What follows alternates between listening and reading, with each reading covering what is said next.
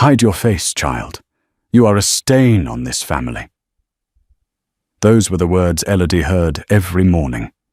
Born with a mark the world called a curse, she was locked away in the attic of a London estate, forced to watch her beautiful cousin dance in the moonlight. Her aunt swore Elodie would die a spinster, unloved and unseen. But fate and the most powerful, dangerous duke in England had a different plan. This isn't a fairy tale. This is the scandalous, true story of how the unwanted girl brought the aristocracy to its knees. London, 1814. The season of whisperers. The mirror in the attic room of Thorne Manor was cracked. It was a fitting accessory for the girl who stared into it. Elodie Vance was 21 years old, possessed of a figure that could rival the Grecian statues in the British Museum, and a mind sharp enough to debate philosophy with Oxford dons. But no one in London knew this. To the world, Elodie Vance was a rumour. To her aunt, Lady Agatha Thorne, she was a mistake. Elodie tilted her head, her hazel eyes tracing the jagged, dark, crimson birthmark that began at her left temple, swept down her cheekbone, and ended just above her jawline. In the dim candlelight, it looked like a shadow cast by a tree branch. In the harsh light of the ballroom, Agatha claimed it looked like the mark of the devil. Still staring at the wreckage? The voice was shrill, cutting through the damp air of the attic. Elodie didn't flinch. She turned to face Lady Agatha, a woman whose corsets were laced as tight as her purse strings. Beside Agatha stood Beatrice, Elodie's cousin, blonde, porcelain-skinned, and possessing all the depth of a teaspoon. "Good evening, Aunt Agatha." "Beatrice," Elodie said, her voice low and steady. "Don't good evening me, you ungrateful wretch," Agatha snapped, stepping into the small room. She smelled of lavender water and malice. "We are hosting a dinner tonight for Lord Holloway. You are to stay here. If I hear a single floorboard creak, you won't eat for 2 days." "I have no desire to frighten Lord Holloway," Elodie replied, "though I suspect his gout frightens him more than I ever could." Beatrice giggled, covering her mouth with a lace fan. "Oh, Elodie, it's not just fright. It's aesthetic. Mama says you ruin the symmetry of the drawing room." "She's ugly, and she will never marry," Agatha declared, the words worn smooth from the years of repetition. She stepped closer, gripping Elodie's chin with cold fingers, forcing her to look at the cracked mirror. "Look at it. Who would want that? I keep you fed out of charity to my late brother, but do not think for a second you have a future. Your duty is to remain invisible so Beatrice can secure a match." "And not just any match," Beatrice sighed, twirling a ribbon. "The Duke." The air in. The room seemed to drop 10 degrees. The Duke of Blackwood, James Sterling. Even in her isolation, Elodie knew the name. The tabloids and servants' gossip painted him as a man of contradictions. He was the wealthiest peer in England, owning half the shipping lines on the Thames, but he was cold, reclusive, and notoriously savage in the House of Lords. They called him the Stone Duke. It was said his heart was buried in the grave of his parents, who had died in a fire 10 years prior, a fire he had narrowly escaped. "The Duke of Blackwood is returning to London," Agatha said, her eyes gleaming with predatory ambition. "He is hosting a masquerade ball at Blackwood House to announce his return to society. It is the event of the decade.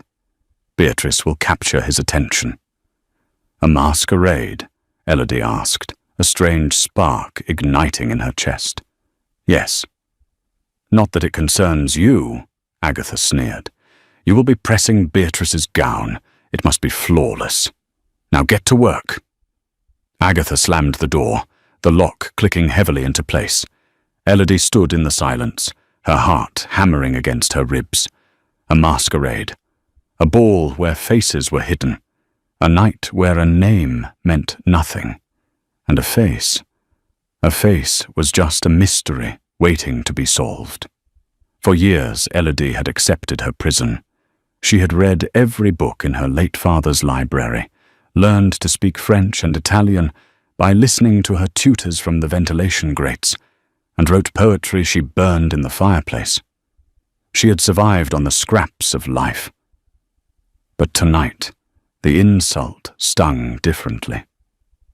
She is ugly. She will never marry. Elodie walked to the small window, looking out over the soot-stained rooftops of London toward the distant, glowing lights of Mayfair. "I may be ugly, Aunt," Elodie whispered to the cold glass, "but tonight I will not be invisible." The plan formed quickly, born of desperation and a lifetime of observing the household's rhythms. She knew where the servants kept the discarded fabrics. She knew that the old seamstress, Mrs. Gable, had a soft spot for her, because Elodie had once mixed a poultice that cured her arthritis, and she knew that in a masquerade, the mask was the only face that mattered. 3 days later, Blackwood House, the ballroom of Blackwood House, was a cavern of gold leaf and crystal. 500 candles burned in the chandeliers, casting a shimmering glow over the cream of British society. The air was thick with the scent of beeswax, expensive perfume, and the undercurrent of desperate ambition. James Sterling, the Duke of Blackwood, stood on the balcony overlooking the sea of masks. He wore black, stark, severe black velvet, with a silver Venetian mask that covered the upper half of his face. His eyes, a piercing shade of storm grey, scanned the crowd with bored detachment.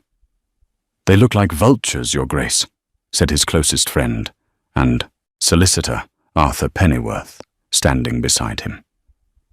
"Vultures have more dignity, Arthur," James replied, his voice a deep baritone that rumbled in his chest. "Vultures wait for the dead. These people try to devour the living. They only want your title, James, and perhaps your shipping fortune. They can have neither. I am here to find a wife because the crown demands it, not because I desire it. I need a woman who is quiet, obedient, and who will not ask questions about the West Wing. Sounds dreadfully boring. Boring is safe, Arthur. Passion is combustible." James turned away from the railing, taking a sip of brandy. Down below, the crowd parted as the formidable Lady Agatha Thorne entered, dragging a peacock-feathered Beatrice behind her. Beatrice wore a mask of gold sequins, her dress cut scandalously low. But James didn't look at them. His gaze was snagged by a figure standing alone near the French doors leading to the garden. She was wearing midnight blue. In a sea of pastels, pinks, and whites, the woman stood out like a bruise on a peach. The dress was simple, devoid of the excessive ribbons and lace the other women wore. But the cut was exquisite, draping over her figure in a way that suggested elegance rather than display. But it was her mask that held him. It was a half mask made of dark blue velvet, trimmed with silver lace. It covered the left side of her face completely, extending down to her jaw, while the right side revealed smooth, pale skin and a mouth that was not smiling. She wasn't trying to be seen. She was observing. "Who is that?" James asked, nodding toward the woman in blue. Arthur squinted. "No idea. I don't recognize the livery or the jewelry. Perhaps a foreign dignitary's daughter." James felt a pull he hadn't experienced in years. Curiosity. He set his glass down. "I intend to find out." Elodie felt like an imposter in her own skin.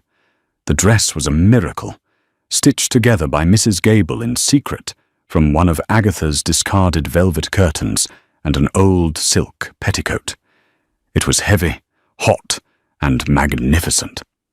She had sneaked out of Thorne Manor by climbing down the trellis, a feat that had nearly cost her an ankle. But now, standing here, breathing the same air as the aristocracy, She felt a terrified thrill. She kept to the shadows. She knew she had to leave before midnight, before the unmasking. She just wanted to see what freedom felt like. The garden is quieter if you are seeking escape. Elodie spun around. Standing before her was a wall of black velvet. She looked up and up, until she met eyes the color of a winter sea. The Duke. She didn't know it was him. There were no introductions, but the aura of power radiating off him was unmistakable. I was just admiring the architecture, sir, Elodie stammered, dropping into a curtsy. She kept her head angled, ensuring the velvet mask covered her stain completely. A lie, the man said softly. He didn't sound angry. He sounded amused. You were looking at the exit. Do you find the company lacking? Elodie straightened, her wit overriding her fear. I find the company loud. It is difficult to appreciate the music when everyone is shouting about their lineage. The man's lips twitched. Indeed, it is a marketplace, not a ballroom. I am James. He offered no title, just a name. I am Eleanor, she lied, choosing a name close to her own.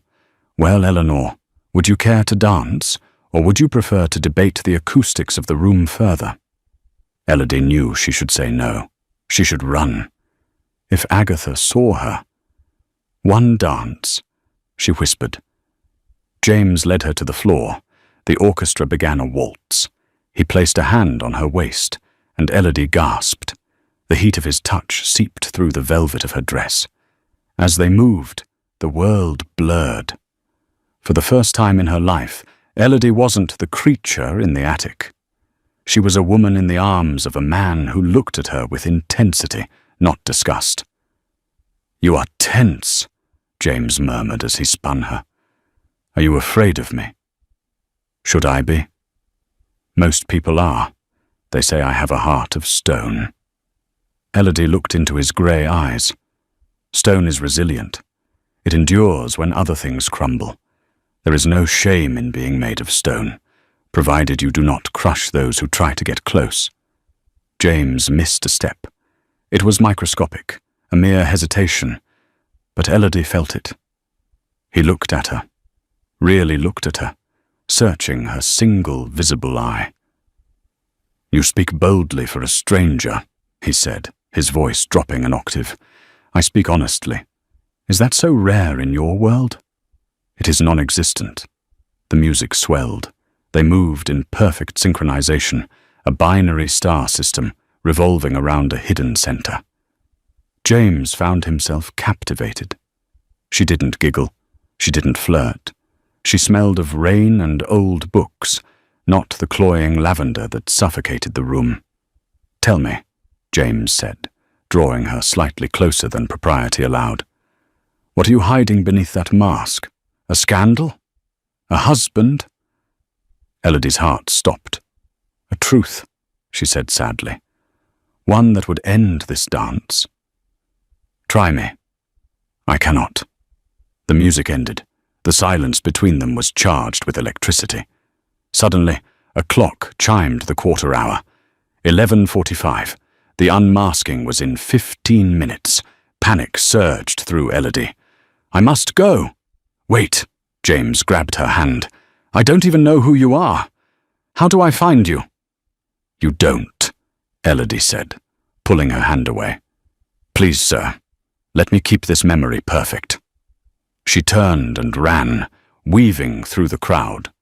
Stop her, James commanded. But the crowd was too dense. He watched the woman in blue vanish through the French doors, disappearing into the night. He looked down at his hand. He was still holding her glove, which had slipped off in her flight. It was rough cotton, dyed blue to match the dress. Not silk, a commoner's glove. James smiled, a dangerous, predatory smile. Find her, Arthur, he said to the solicitor who appeared at his elbow. Find the woman in blue, and bring her to me. The morning after. Thorn Manor. The morning sun over London was grey and unforgiving, much like the mood inside the drawing room of Thorn Manor.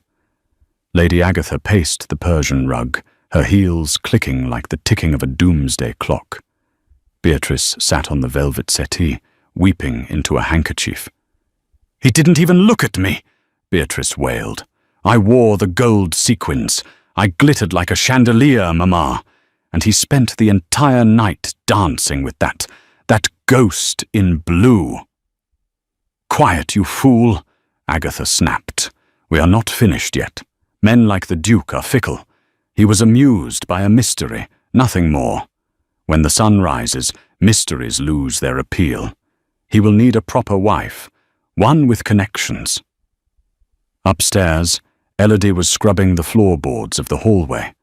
Her knees ached and her hands were raw from lye soap.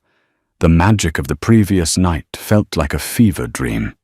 The velvet dress was hidden beneath the loose floorboard in the attic, folded around the stolen memory of the Duke's touch. Suddenly, the heavy iron knocker of the front door slammed 3 times. The sound reverberated through the house like a gunshot. Elodie froze. She heard the butler, heavy-footed Mr. Henderson, shuffle to the door. Voices drifted up the stairs, deep, commanding voices that made the hair on Elodie's arms stand up. "The Duke of Blackwood," Henderson announced, his voice trembling. Elodie scrambled to her feet, grabbing her bucket. She knew she should hide, but curiosity was a dangerous tether. She crept to the top of the stairs, peering through the banister rails. James Sterling stood in the foyer. He looked even more imposing in the daylight. He wore a riding coat of dark grey wool, his boots polished to a mirror shine. Beside him stood Arthur Pennyworth, holding a small wooden box. Agatha swept into the hall, her face transforming instantly from a scowl to a sycophantic smile. "Your Grace, what an unexpected honor. To what do we owe this pleasure?" "I'm looking for a woman," James said, dispensing with pleasantries. "She was at my ball last night. She left something behind." Arthur opened the box. Inside lay the rough, blue cotton glove. Agatha stared at it. She recognized the fabric. It was the lining of the old curtains from the library, the ones she had ordered Mrs. Gable to throw away. Her eyes darted toward the stairs, and for a split second she locked eyes with Elodie. A twisted smile curled Agatha's lips. She saw an opportunity. "Ah," Agatha purred, "the blue glove. Beatrice, darling, come down." Beatrice appeared, her eyes puffy but hopeful. "Your Grace," Agatha said smoothly, "my daughter Beatrice was indeed at your ball. She likes to dress simply at times. A whim of humility." James looked at Beatrice. He looked at the glove. "Is that so? This glove belongs to you?" Beatrice looked at her mother, who gave a sharp nod. Yes, Your Grace. It is mine. I lost it when I ran. I was overwhelmed by your presence." "Overwhelmed," James repeated, his voice flat. He took the glove from the box. "Put it on." Beatrice hesitated. She extended her hand, soft, pampered, and slightly plump. She tugged at the glove. It was tight. The cotton had been sewn for Elodie's slender, working hands. Beatrice pulled harder, the fabric straining. It must have shrunk in the damp air." Beatrice giggled nervously. "Or perhaps," James said, his voice dropping to a terrifying chill, "the hand does not fit the story." He turned his gaze slowly around the room, ignoring Agatha's sputtering. He looked up the staircase. Elodie ducked, but she wasn't fast enough. "You!" James called out. "The maid on the stairs, come down." Elodie's heart hammered against her ribs. She couldn't. If she went down, he would see her face. He would see the monster. "She is just a servant, Your Grace," Agatha cried, stepping between the Duke and the stairs. "She is hideous to look upon. Spare yourself the displeasure." "I said," James roared, the sound echoing off the walls. "Come down." Elodie stood up. She grabbed her cleaning rag, holding it to the left side of her face to hide the mark. Trembling, she descended the stairs, step by agonizing step. She stopped 3 feet from him, keeping her head bowed. "Look at me," James commanded. "I cannot, sir," Elodie whispered. "That voice," James murmured. It was the sound of rain and old books. "Drop the rag. Please no, drop it." Elodie let the rag fall. She squeezed her eyes shut, waiting for the gasp of horror. She waited for the recoil. Silence stretched out, thick and suffocating.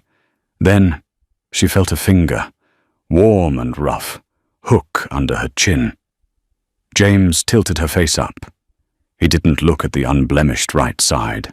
He looked directly at the crimson mark that stained her left cheek. He traced the jagged line of it with his thumb. "Agatha called this hideous," James said softly. Elodie opened her eyes. She saw her own reflection in his grey irises. There was no disgust.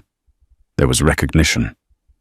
"It looks like a lightning strike," James said. "Fitting, since you struck me the moment I saw you." He held out the glove. "Try it on." Elodie slid her hand into the cotton. It fit like a second skin. The room erupted. "This is a farce!" Agatha shrieked. "She is my niece, a cursed, unwanted charity case. You cannot seriously be considering her over my Beatrice. She is ugly. She is damaged goods." James turned to Agatha, his expression cooling to absolute zero. "Lady Thorne, be silent. If you speak one more word against her, I will buy the mortgage on this estate and evict you by sunset." He turned back to Elodie. "Pack your things, Eleanor, or whatever your true name is." "It is Elodie," she whispered, "and I cannot go with you. I have nothing. I am nobody.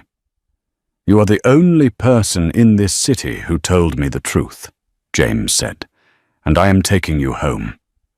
Blackwood Estate, the Duke's study." Elodie sat in a leather chair that cost more than her father's entire life earnings. The carriage ride had been silent. James had not offered words of comfort. He had simply stared out the window, his jaw set in a hard line. Now, in the sanctuary of his study, surrounded by walls of mahogany and the scent of tobacco and brandy, the reality of her situation crashed down on her. She wasn't a guest. She was a purchase. Before they left, she had watched James hand Agatha a bank draft. She didn't see the amount, but the gleam in her aunt's eyes told her it was substantial. Agatha had practically pushed Elodie out the door. "Why are you doing this?" Elodie asked, her voice trembling but clear. James stood by the fireplace, his back to her. He was looking at a large portrait above the mantel, an older couple, smiling.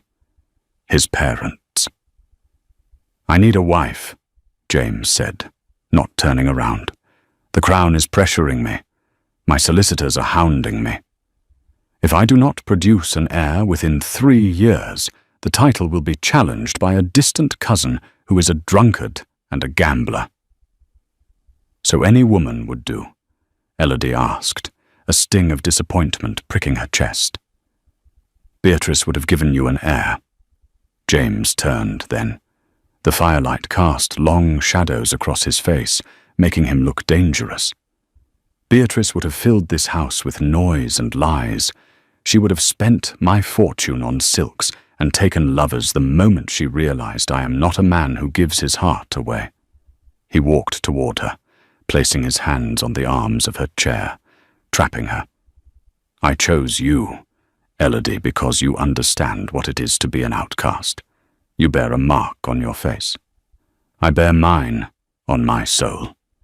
We are both damaged, and damaged things fit together better than perfect ones." Elodie stiffened. "Is that what I am to you? A damaged thing, a curiosity?" "You are a solution," James said bluntly. "I am offering you a contract. Marry me. You will be the Duchess of Blackwood. You will have your own wing of the house, an allowance that will make you independent, and protection from people like your aunt. You will never be hungry or mocked again. And in return, you will run my household. You will appear by my side at court, and you will give me an heir." The words hung in the air, heavy and transactional. It wasn't the romance she had read about in her father's books. There were no declarations of undying love. It was a business deal. But then she looked at him. Really looked at him. Beneath the cold exterior, she saw the exhaustion in his eyes. He was a man holding up the sky, looking for someone to help him carry the weight. "And if I refuse?" Elodie asked. "Then I will give you enough money to go anywhere in the world you wish. I will not force you." It was the first time in her life a man had given her a choice. Agatha had locked her away. The world had shunned her. James, this stone duke, was offering her the key to the cage. Elodie stood up. She was inches from him. She could smell the soap on his skin and the smoke of the fire. "I do not want your money," she said, "and I do not want to be a solution." James's eyes narrowed. "Then what do you want?" "I want to be seen," she said fiercely. "Not as a mark, not as a duchess, but as Elodie. If I agree to this arrangement, I will not be a silent ornament in your house. I will speak, I will read, and I will not hide my face." James stared at her for a long moment. Then, slowly, a genuine smile broke through his stoic mask. It changed his entire face, making him look 10 years younger. "I would expect nothing less," he said. "We will be married in the morning." The wedding night. The ceremony was private, held in the estate chapel with only Arthur Pennyworth as a witness. Elodie wore a dress of cream silk that James had ordered for her. It fit perfectly, though she refused to wear a veil. She wanted him to see her when he said the vows. That night, the storm that had been threatening London finally broke. Rain lashed against the windows of the master suite. Elodie sat on the edge of the massive 4-poster bed. She was terrified. She knew the mechanics of marriage. She wasn't a child. But the intimacy of it, the vulnerability, paralyzed her. The door opened. James entered. He had discarded his formal coat and wore only a white shirt, unbuttoned at the collar. He stopped when he saw her. She had turned the lamps down low, casting the room in shadow. "Turn them up," James said quietly. "But turn them up, Elodie. I told you. No hiding." With trembling fingers, Elodie turned the dial on the gas lamp. The light flooded the room. She turned her face to him, the birthmark stark against her pale skin. James walked to her. He didn't touch her body. He reached out and touched her face again, his thumb brushing the crimson skin. "Do you know why I really chose you?" he asked, his voice rough. "Because I am damaged?" "No," he said, leaning down until his forehead rested against hers. "Because when everyone else at the ball was looking at me, trying to take something from me, you were the only one who looked at me. You saw the man, not the Duke." He kissed her. It wasn't a chaste kiss of a business contract. It was hungry, desperate, and possessive. Elodie gasped, her hands finding purchase in his hair. For years, she had been told she was unlovable, that her body was a mistake. But in James's arms, amidst the thunder and the rain, she felt something new. She felt powerful. But as he pulled her closer, his shirt shifted, and for a brief second, Elodie saw the scars on his chest, burn marks, twisted and silvery, stretching up his neck, usually hidden by his high collars. He pulled back sharply, seeing her gaze. He tried to cover himself. "Don't look." Elodie grabbed his hand, stopping him. "You asked for no hiding, James." She touched the scars on his chest, mirroring the way he had touched her birthmark. "We are a matched set," she whispered. James let out a breath he seemed to have been holding for a decade. He pulled her down onto the bed, and for the first time in the history of Blackwood House, the stone duke crumbled. The next morning, Elodie woke alone. The space beside her was cold. She dressed quickly and went downstairs, her heart light. She was a duchess. She was safe. She was happy. But as she reached the bottom of the stairs, she heard voices in the drawing room, angry voices.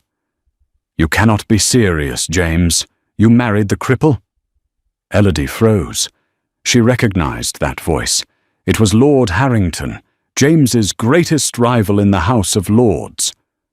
"Watch your tongue, Harrington," James's voice growled. "It's all over London."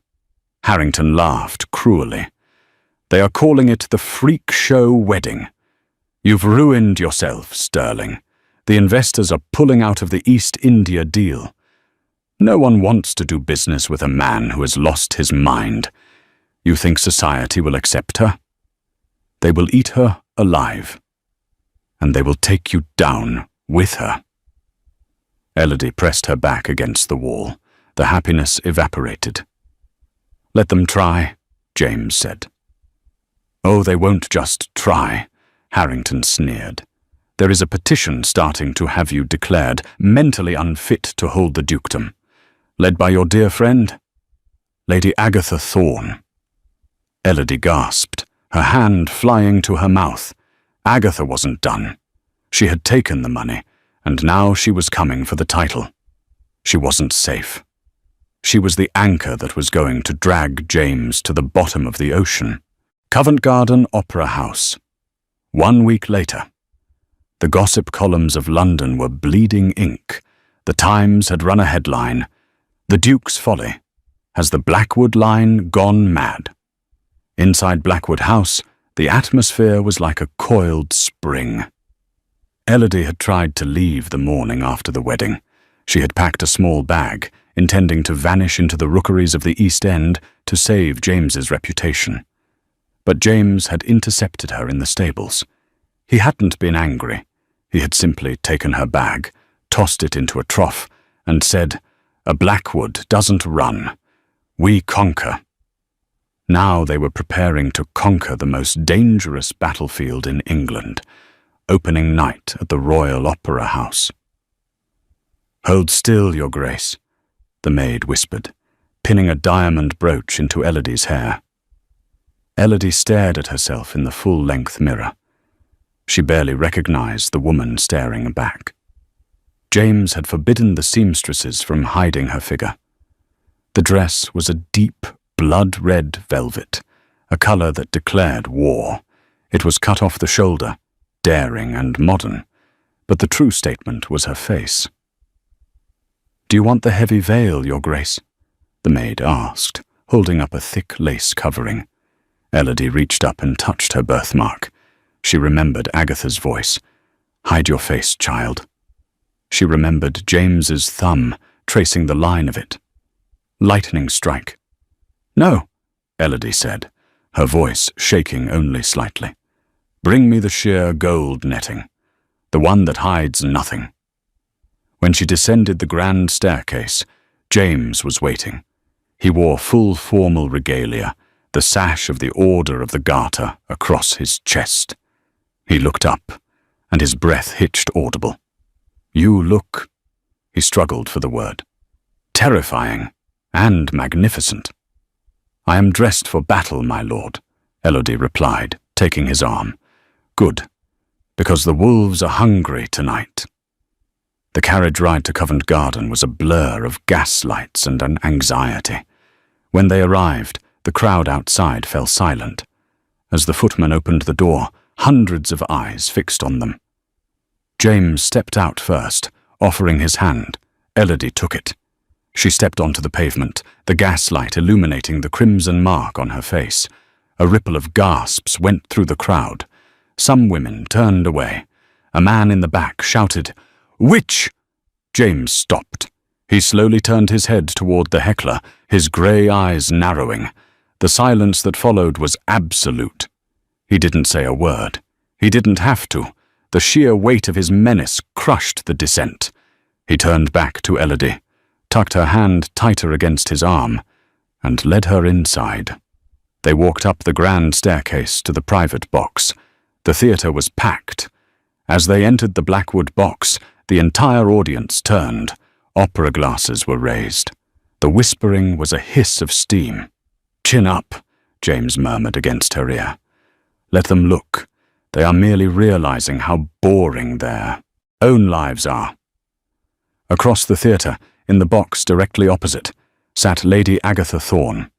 Beside her was Lord Harrington, and between them, looking miserable, was Beatrice. Agatha raised her opera glasses, locking eyes with Elodie. She didn't look defeated. She looked smug. She raised a glass of champagne in a mock toast. "Why is she smiling?" Elodie whispered, a cold dread pooling in her stomach. She lost the estate. She lost the dowry. "Agatha Thorne is a cockroach," James said grimly. "She survives, but she cannot touch us here." The overture began. The lights dimmed. But Elodie couldn't focus on the stage. She felt eyes on her. Not the audience, but something closer. Halfway through the second act, the curtain to their box rustled. Arthur Pennyworth slipped in, his face pale in the gloom. "James," Arthur whispered urgently, "we have a problem." "Can it not wait until the intermission?" "No, it's the authorities." James stiffened. "The police?" "Worse," Arthur said, his voice trembling. "The Lunacy Commission. Lord Harrington has filed an emergency motion. They are downstairs, James. They have a warrant to detain you for mental instability dangerous to the Crown." Elodie's blood ran cold. This was Agatha's plan. If James was declared mad for marrying a monster, the marriage would be annulled, his assets frozen, and his title stripped. "They cannot take him," Elodie hissed, standing up. "He is the Duke." "They have a signed affidavit," Arthur said, looking at Elodie with pity, "from a doctor claiming James has been suffering from hallucinations and self-harm since the fire. And they are using you as the proof, Elodie. They claim your deformity is a manifestation of his delusion." James stood slowly. He smoothed his jacket. "I will not make a scene here. If you go with them, you may never come out of the asylum," Arthur warned. "Harrington owns the doctors." James looked at Elodie. "Stay here with Arthur. Go back to Blackwood House. Lock the doors." "No," Elodie said. She grabbed his hand. "We entered this together. We leave together." The door to the box burst open. 3 constables stood there, led by a man in a severe grey suit, Dr. Silas Vane, the head of the London asylum. "Lord Blackwood," Dr. Vane smiled, his teeth yellow. "I am afraid you must come with us, for your own safety." The High Court of Chancery. 3 days later. The courtroom smelled of dry rot and judgment.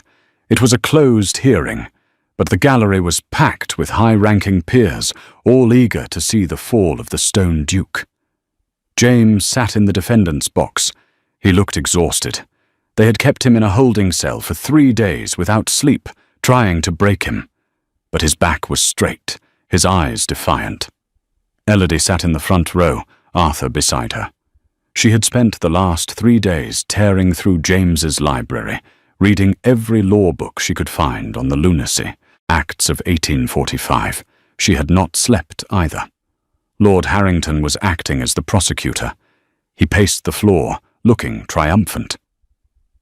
"My lords," Harrington addressed the panel of 3 judges, "the evidence is clear.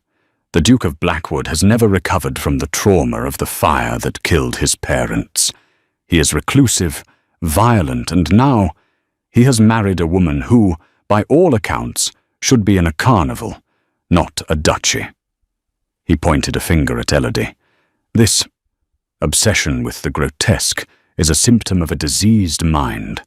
He believes he is saving a kindred spirit, but in reality, he is incapable of managing his vast fortune, a fortune that is critical to the Empire's economy. "Objection!" Arthur cried, standing up. "The Duchess's appearance is irrelevant to the Duke's sanity." "Is it?" Harrington sneered. "Dr. Vane, please take the stand." Dr. Vane, the man from the opera, took the stand. He adjusted his spectacles. "I have examined the Duke," Vane lied smoothly. "He exhibits classic signs of monomania. He speaks of shadows. He believes his wife is a savior sent by angels. It is a clear break from reality. He is dangerous to himself and others." A murmur went through the court. The judges looked at James with concern. "I recommend," Vane concluded, "that the Duke be committed to St. Jude's Asylum for indefinite treatment, and that stewardship of the Blackwood estate be granted to his next of kin." "And who," one of the judges asked, "is the next of kin?" "A distant cousin," Harrington said quickly, "who has graciously agreed to be advised by Lady Agatha Thorne." Elodie's hands clenched into fists. It was a coup, a perfectly legal theft. "Does the defense wish to speak?" the head judge asked. James stood up. "I am not mad," he said, his voice raspy but strong. "I am merely a man who fell in love with a woman who sees the truth. If that is madness, then lock up every poet in England." "Sentimental drivel," Harrington scoffed. "We need proof of sanity, not poetry." Elodie stood up. "Sit down, Your Grace," Arthur hissed. "You can't speak. You aren't a lawyer." "I am his wife," Elodie said, loud enough for the room to hear. "And I call myself to the stand." The room went silent. The head judge peered over his spectacles. "This is highly irregular." "You are questioning his judgment in choosing me," Elodie said, walking toward the witness box. Her red dress from the opera was gone, replaced by a severe, high-necked black gown. "Therefore I am the evidence. Examine me." The judge nodded slowly. "Very well." Elodie stepped into the box. She did not hide her face. She looked directly at Agatha, who was sitting in the gallery, smiling like a cat. Harrington approached her, smelling blood.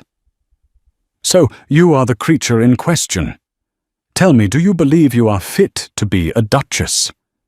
"I believe fitness is determined by intellect and character, not symmetry of features," Elodie replied calmly. "And did you enchant the Duke? Did you use potions? Or perhaps you preyed on his weakness?" "I preyed on his loneliness, Lord Harrington, just as you are preying on his fortune." "Insolence!" Harrington snapped. "My lords, look at her. She is clearly unstable. No sane woman would walk around with such a disfigurement without shame." "Why should I be ashamed?" Elodie's voice rang out. "Because it makes you uncomfortable? Lord Harrington, you speak of the Duke's madness regarding the fire, but you seem to forget the details of that fire." Elodie turned to the judges. "I have spent the last 3 days reviewing the estate ledgers. I found something interesting. 10 years ago, the week before the fire that killed the former Duke, a large sum of money was withdrawn from the Blackwood accounts. It was a loan." Harrington froze. "This is irrelevant." "It was a loan to you, Lord Harrington," Elodie continued, her voice gaining strength. "A loan you never repaid, and the ledger that recorded that loan was the only thing that survived the fire. James saved it. He ran back into the burning house not to save himself, but to save the proof of your debt." She pointed at James. "Those scars on his body are not marks of madness. They are receipts, Lord Harrington. He has been holding that debt over you for a decade, keeping you in check. That is why you want him declared mad. To erase the debt. To erase the history." The courtroom erupted. James stared at Elodie, his mouth slightly open. He hadn't told her that. She had found it herself. "She lies," Harrington shrieked, his face turning purple. "She is a witch." "And you, Aunt Agatha," Elodie turned to the gallery. "You helped him. Because you knew. You knew about the debt." Agatha stood up, her face twisted with rage. "You ungrateful little brat. I should have drowned you at birth. You and your cursed face. You are just like your mother, a whore who didn't know her place." The insult hung in the air. "My mother," Elodie said quietly, "was a gentle woman, and she taught me that the truth is the only shield that matters." Elodie pulled a small, charred book from her pocket. "I have the ledger here. I found it in the safe in James's study. It proves the Duke is not mad. He is methodical. He has been waiting for the interest to accrue." She handed the book to the head judge. The judge opened it. The silence was deafening as he read the entry. He looked up at Harrington, his expression turning to ice. "Lord Harrington," the judge said, "this court is adjourned. The Lunacy Commission is dismissed, and I believe the constable has a new warrant to execute for fraud and arson." Pandemonium broke loose. Constables moved toward Harrington, who was trying to push his way out. Agatha tried to slip away, but Arthur Pennyworth blocked her path with a smug smile. James vaulted over the railing of the dock. He didn't care about the judges or the guards. He ran to the witness box and pulled Elodie into his arms. "You saved me." He buried his face in her neck. "You brilliant, beautiful woman, you saved me." "We saved each other," Elodie whispered, tears finally spilling down her cheeks. Hours later, back at Blackwood House, the celebration was quiet. They sat by the fire, exhausted but free. Harrington was in chains. Agatha was under house arrest, pending investigation. "I didn't know you had the ledger," James said, pouring 2 glasses of wine. "I thought it was lost years ago." "It was in the bottom of the safe," Elodie smiled, "under a pile of old sketches." "Sketches?" James frowned. "I don't draw." "They weren't yours," Elodie said. She reached into her pocket and pulled out a folded piece of yellowed paper. "I found this with the ledger. It's a letter, addressed to you, from your father." James's hand trembled as he took the paper. He had never read a final word from his father. He unfolded it. As he read, his face went pale. "What is it?" Elodie asked, moving to his side. "It's not just a letter," James whispered. "It's a confession.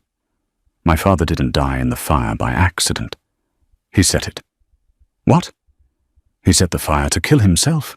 James looked up, his eyes wide with horror. "Because of what he did." "Elodie, look at this."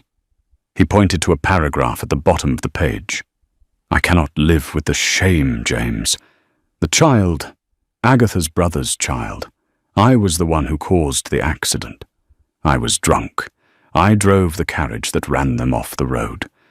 The little girl, Elodie, the mark on her face is from the glass. I did that to her. I ruined her life, and I paid Agatha to keep her, to hide my sin. Forgive me." Elodie stared at the words. The room spun. Her mark wasn't a birthmark. It wasn't a curse from God. It was a scar from an accident caused by James's father.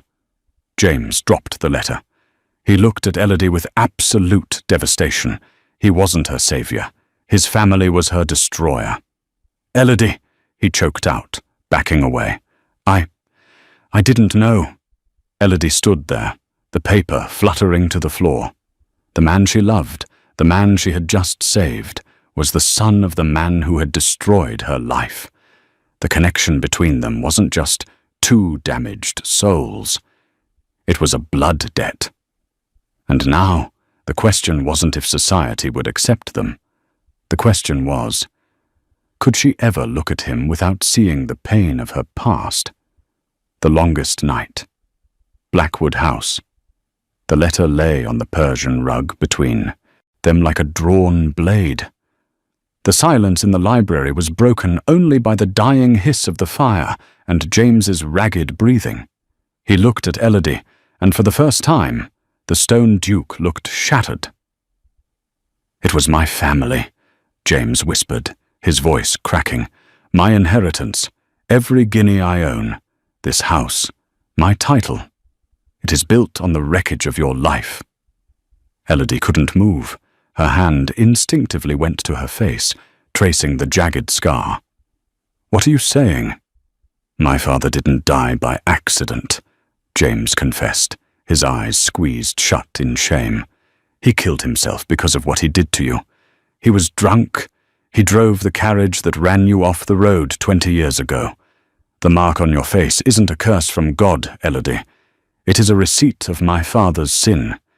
He paid Agatha to hide you, to keep his secret."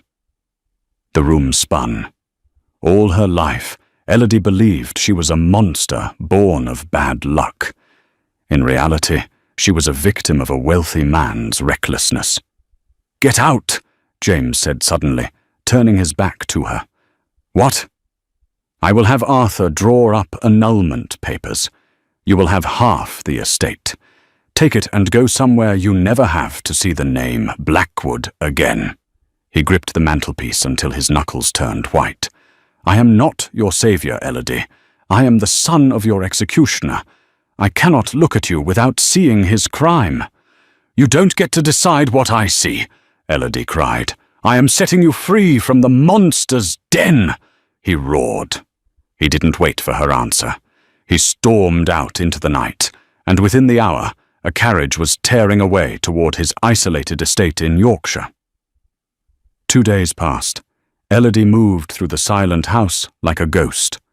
On the 3rd day, Arthur Pennyworth arrived, looking weary. "He is destroying himself in Yorkshire," Arthur said softly. "He refuses to eat.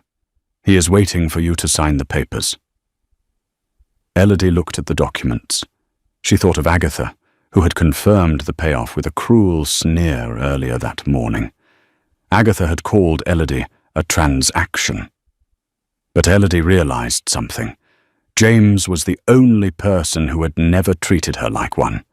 He hadn't known the truth when he married her. He had simply loved her. "Burn the papers, Arthur," Elodie said, grabbing her cloak, "and prepare the carriage."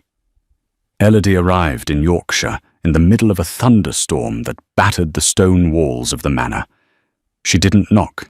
She walked straight into the library, dripping wet. James was sitting in the dark, a bottle of whiskey half empty on the table. He looked up, his eyes bloodshot, a man waiting for judgment. "I told you to leave," he rasped. "I didn't come for orders, James. I came for my husband." He flinched. "I am not your husband. I am a Blackwood. We destroy everything we touch."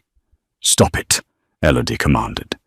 She walked up to his chair, grabbed his face between her cold, wet hands, and forced him to look at her. She forced him to look at the scar. "This," she said fiercely, "is mine. It is not your father's. It is not a symbol of your guilt. It is the map of my life. It led me to that ballroom. It led me to you." "How can you look at me and not hate me?" he whispered, his voice breaking. "Because I know what hate looks like, James. I lived with it for 21 years. You are not hate. You are the man who burned his own hands to save a ledger. You are the man who called me beautiful when the world called me a monster." She leaned her forehead against his. "Your father's sins are ghosts. They are dead. Do not bury our future with them." James let out a shuddering breath that sounded like a sob. His resistance crumbled. He pulled her into his arms, burying his face in her neck, clinging to her as if she were the only solid thing in a dissolving world. "I love you," he choked out. "God help me, Elodie. I love you." "Then come home," she whispered. 6 months later. The spring social season began with the Queen's Garden party. When the Duke and Duchess of Blackwood were announced, the crowd fell silent. James walked tall, the shadows gone from his eyes. On his arm was Elodie. She wore emerald green, her head held high, and her face was bare. No veils, no clever shadows. The lightning strike scar was visible for all to see, a striking contrast to her beauty. They had survived the scandal, the fraud, and the ghosts of the past. As they walked through the parting crowd, heads bowed in respect. James squeezed her hand. "They are all staring, my love." Elodie smiled, placing her other hand gently over her stomach, where a new air, born of love, not duty, was beginning to grow. "Let them stare, James," she said softly. "Let them see what real power looks like." They walked on together into the sunlight, and so the ugly duckling and the stone duke proved that the deepest scars aren't the ones on our skin, but the ones on our souls, and that love is the only thing strong enough to heal them. What did you think of Elodie's choice to forgive James? Could you have done the same if you found out your partner's family caused your greatest pain? Let me know your thoughts down in the comments below. If this story moved you, please leave a like. It really helps the channel. And don't forget to subscribe and ring that notification bell so you never miss another incredible, true historical tale. Until next time, remember, history is full of secrets, waiting to be uncovered.